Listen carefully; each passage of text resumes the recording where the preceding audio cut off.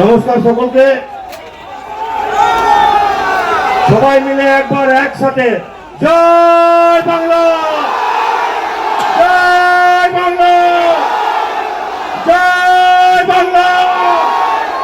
যতই করো হামলা, যতই করো হামলা। নমস্কার সকলকে। আজ ওনা পূর্ণতা পেয়েছে। আজ ওনার মাটিতে আমার অভিভাবক, আমার প্রাণপ্রিয় নেতা অভিষেক বন্দ্যোপাধ্যায়ের ছোঁয়া হয়েছে।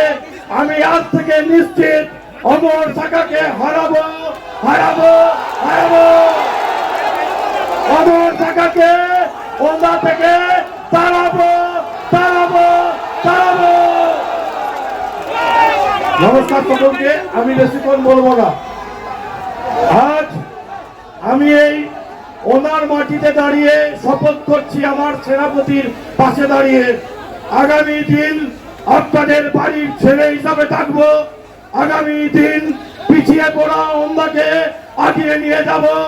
আগামী দিন থেকে আপনাদের আশীর্বাদ পেয়ে যদি বিধানসভায় যায়, বিধানসভায় যা ভাতা পাবো সেটা আমি নেব না, বেতন নেব না।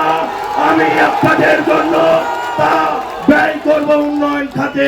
আজকে কথা দিয়ে গেলাম, 5 বছর আশীর্বাদ যদি আপনারা করেন, 1 টাকা বেতন আমি নেব না। এ টাকা ওনা উন্নয়নের জন্য আমি দান করব। আজ আমি ঘোষণা করে দিয়ে গেলাম। আমি পরে বলবো, সকলকে বড় জোরে অনুরোধ করব, একটিবার সুযোগ দিন।